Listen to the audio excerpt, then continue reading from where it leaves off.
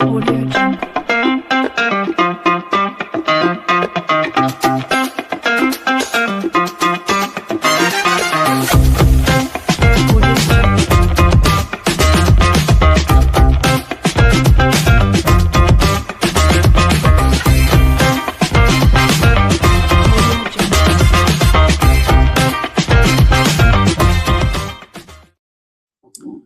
Welcome to the live edition. Most people don't live. Most people don't, but you do. We are thrilled to be able to welcome a really smart, interesting gentleman. His name is David Dean. He's an author, a speaker, and what he calls a business AI realist. Someone who spent nearly two decades working in enterprise systems and organizational change. And he talks about, rather than focusing on what AI can do, he focuses on what AI reveals, not only about your organization, but about your decision-making, and honestly, sometimes about yourself. He is the author of the book, An Inbox Between Us, and just welcome to the podcast, Mr. David Dean. Thank you for having me. I appreciate it. I'm excited to be on here. Yeah, for sure. Thank you for joining us. Because the name of the podcast is Most People Don't, I'd like to kind of start off now. This is something new. Asking you, David Dean, what do you do that most people don't do? Well, I would say lately has been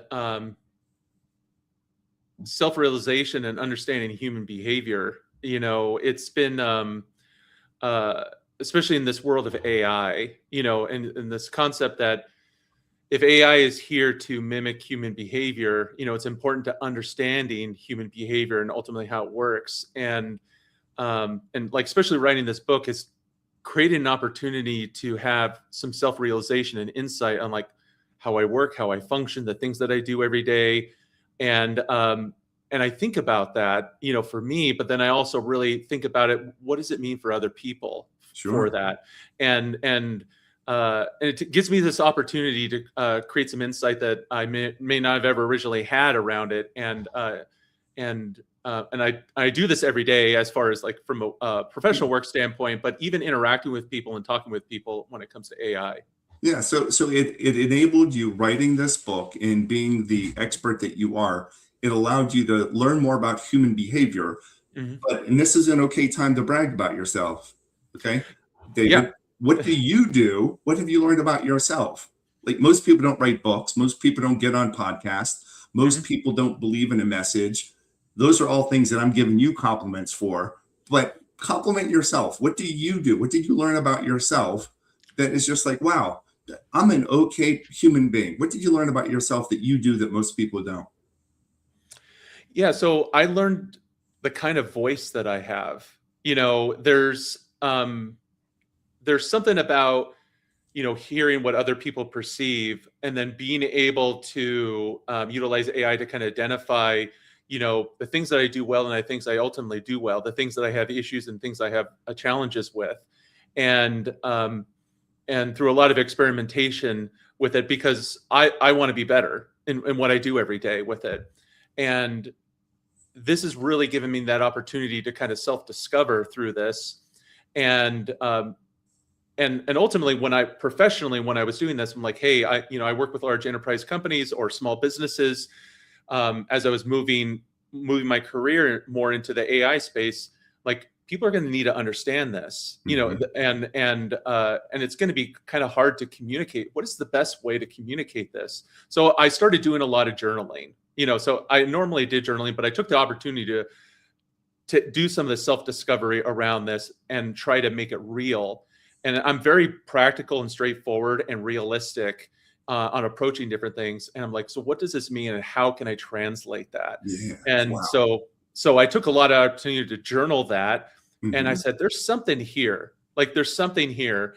And I wanted to create a landing zone for people. They can gravitate towards on like, what does this mean for like, how am I changing as a person when AI is entering as like this third presence when it comes to between me as a company and me as an employee of the company? What does that mean? And create that self-realization for other people. Yeah, and amazing, right? And that got deep real quick, but I'm so Yeah. glad it did, because that's what our listeners like to learn about. They don't just want to hear about your book, which we'll get to talk about, but they want to learn about David Dean, which is cool. Self-realization journaling, and then thinking, how is AI going to affect me? And then how can I explain it to others so they can be prepared for how it affects them? And I've never heard anyone use that terminology before. Third level or third person. What did you say? Third something. Third presence. Third presence, right? A third presence. AI is a third presence. All right. So as a business AI realist, really cool term. Have never heard that before, David Dean, either. What does that mean for our listeners? How are you describing what is a business AI realist? And then I want to get into some questions about your thoughts and philosophy on AI. But what is the AI realist? Yeah. So how people sprinkle this around in some of the conversations that are happening in AI. I'm much more grounded because what I'm talking about is proximity. So in my career, I've had the opportunity to be a part of lots of teams at the grounded business level, like the people that actually they're doing the work every day, and understanding why they do the things that they do with this. And I call this out as a major component in the book, but how I describe it is there's two types of work contracts. You have the official work contracts, like this is our job, this is how our company operates, these are our values. I'm responsible for this. This person's responsible. Like that's all documented and well known, and that's kind of how it's communicated out. But there's also a second contract, what I call is the unwritten contract. It's really how the business actually runs, and there's a lot of behind the scenes stuff to actually make the business run. And one thing I call out from an artifact standpoint is, businesses run off, from the official run off of core systems. I have an ERP, that type of thing. But what I usually say, well, businesses run off of spreadsheets. Every business unit has some kind of unwritten contract process to manage steps in a business process with things like Excel spreadsheets, mailboxes, all that kind of stuff with it. And a lot of times that's how a lot of the business processes happen. And I've had the opportunity to ask why. Why do you do this? Okay, so asking, why do businesses run in processes? Why do businesses run on spreadsheets? Is that what you're referring to? Yeah. Spreadsheet. Like, why did you create this spreadsheet? What is the business purpose? What is the goal? And it's not so much there's the task oriented, but why did you approach this? What made you create something like this? Okay. And that's where a lot of the insights of the book came from, was all that background history on it. Is like, well, it came out to a lot of psychological safety. That's not necessarily a good or bad thing. It's like just how it runs. It's like, I need to get the job done. Okay. I know a tool to make this work for me to get the job done right now. I created this to get the job done. Okay. And so pressures and those different types of things, that's kind of the self-realization. And for a lot of people, they forget that. It's just kind of an automated reaction. Like, I'm just going to go create a spreadsheet and do X, Y, and Z and deal with that type of way with it.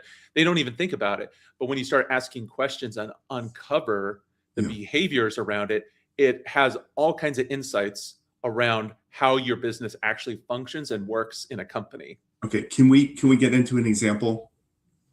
Right. No, yeah. I'm going to ask you for my example. Oh, got it. Yeah. Ready? Okay. Yeah. So David, primary my business, besides being a podcast host, keynote speaker.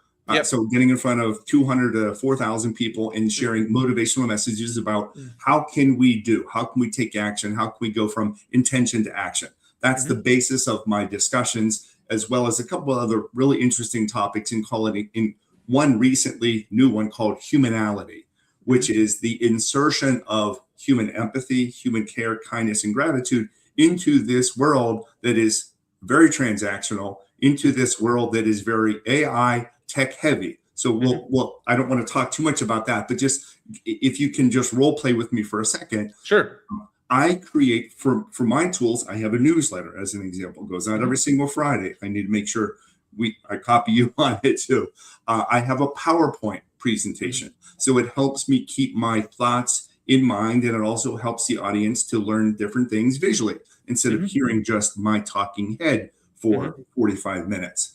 So if we think about my business, is a tool a PowerPoint presentation? That's an artifact, but it can be used as a tool, and it all comes down to perception. And this is one thing I talk about from a business. The business, you as a business person, you ultimately don't care about what tool it is. You care about the solution. I'm accomplishing a goal, doing some steps in a process, and it's given me an outcome. That could be, an Excel file, that could be a PowerPoint, it could be a number of different things with it. They're all collections of solutions with it. And it comes down with perception. This is my perception. I'm going to use this to be successful and be able to make that happen. Okay. All right. So using tools and using artifacts to make sure that my business solutions, or any people that you're consulting with or who's reading the book, that their business solutions are producing the right outcome. And you were diving into it a little bit more, trying to understand, well, why does Bart create a newsletter? Why does Bart use a spreadsheet? Why do your companies use PowerPoint or this tool or that tool? And when you were digging into that, what did that reveal besides psychological safety? And I'm not smart enough to follow everything that you're saying, so bear with me, okay? No, it's really all good. Interesting.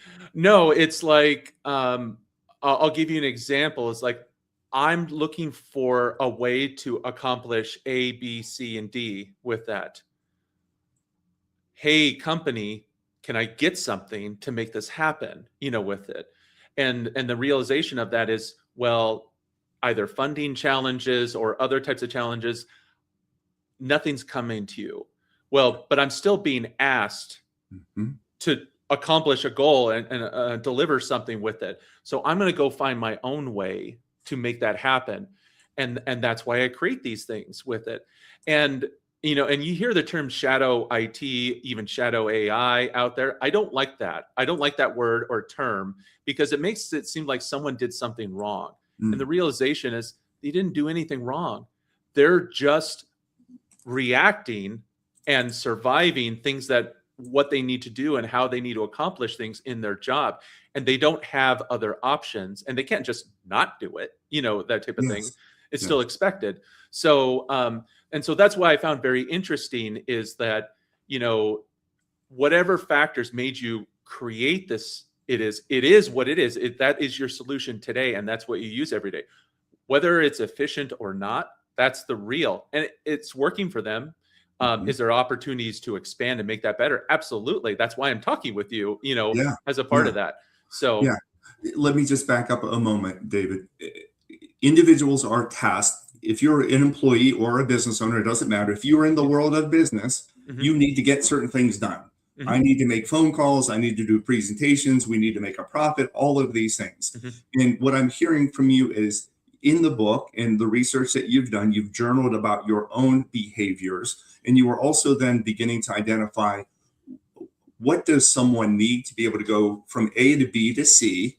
Why are they using certain tools? And what are the pressures that they perhaps are feeling with regard to, they're asking for things, we don't have the money, you still need to get this done, I don't have the resources, but you really need to get this done. Is that where the element of AI reality comes in? So that there are solutions that people can use, not from a bad perspective, you're cheating, but from tools that can help you do your job and get it done.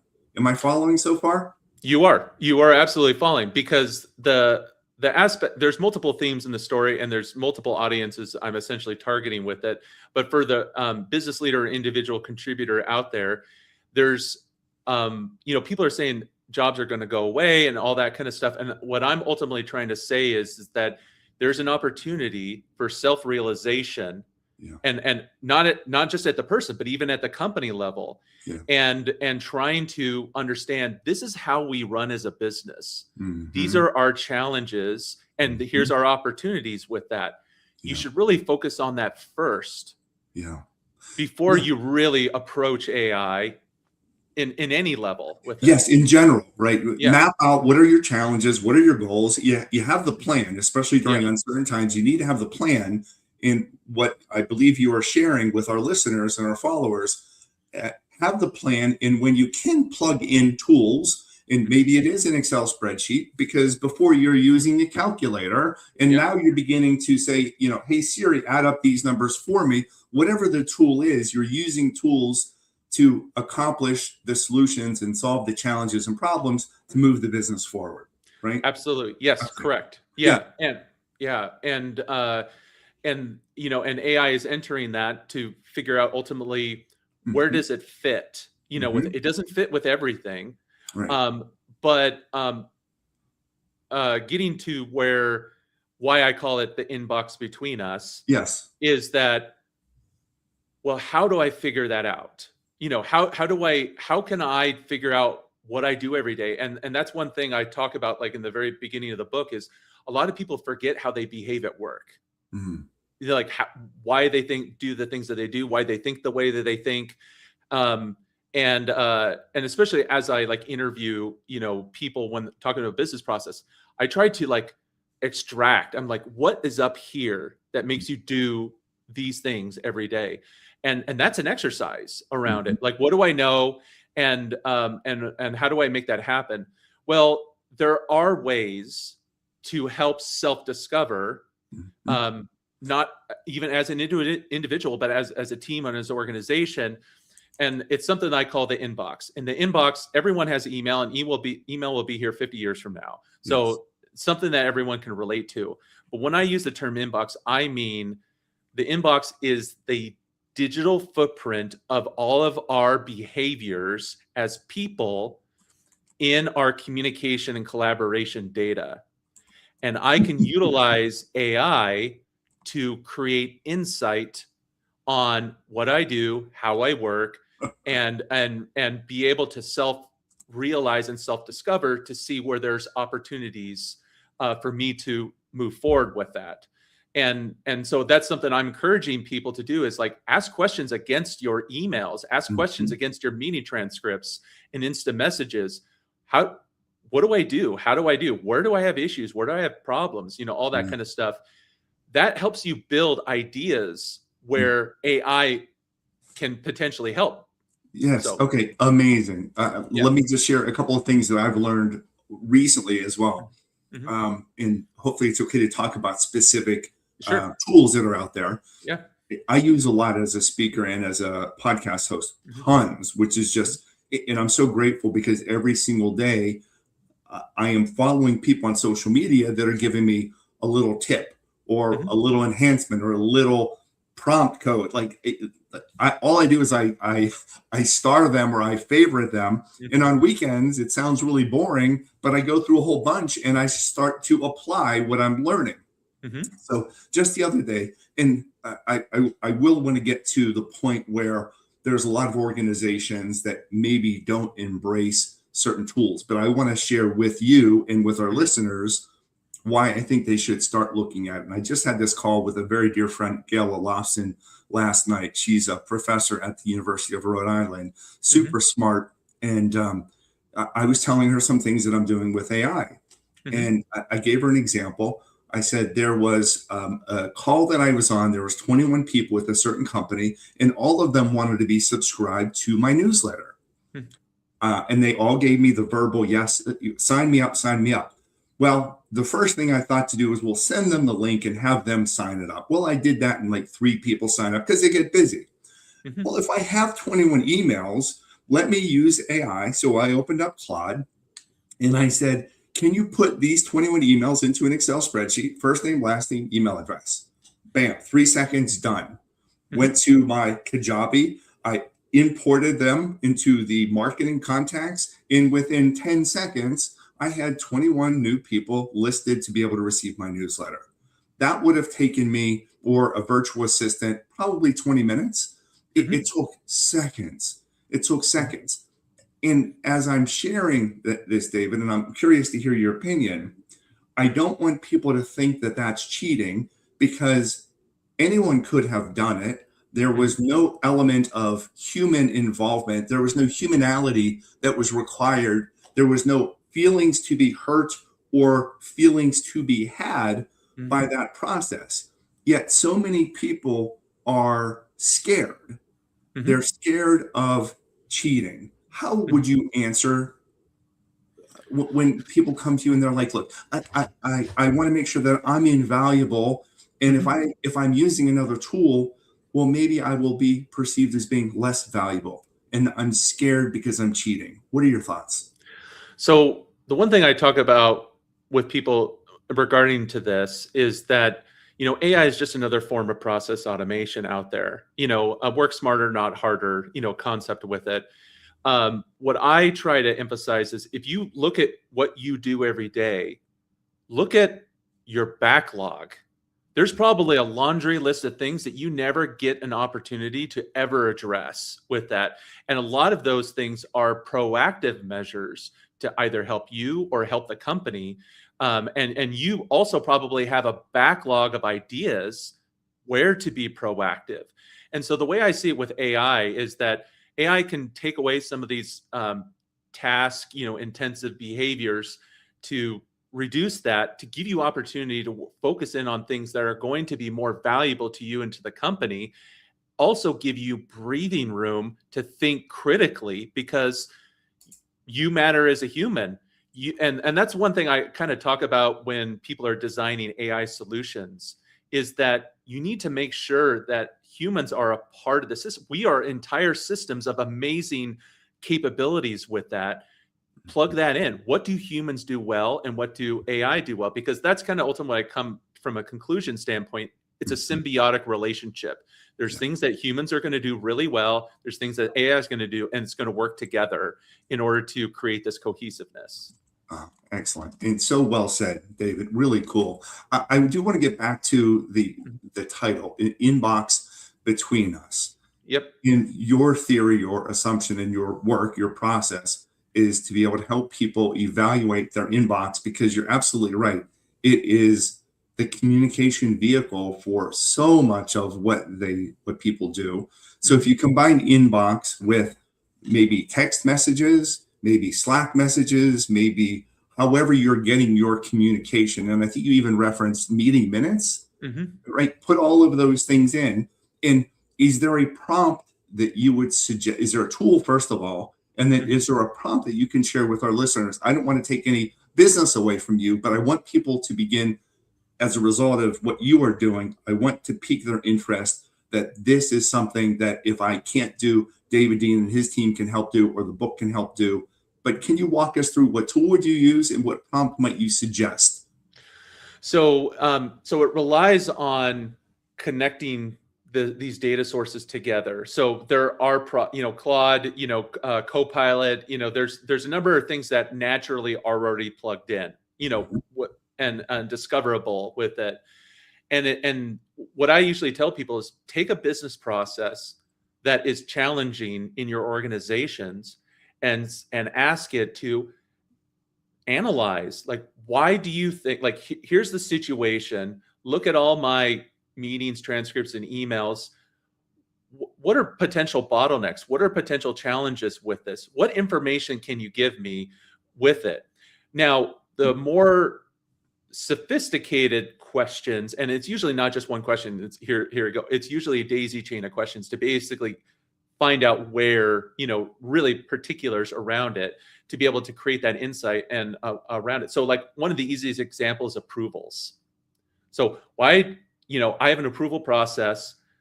Why is this approval taking a long time to get accomplished? Mm-hmm. What does our inbox tell us, on why approvals are taking so long with it?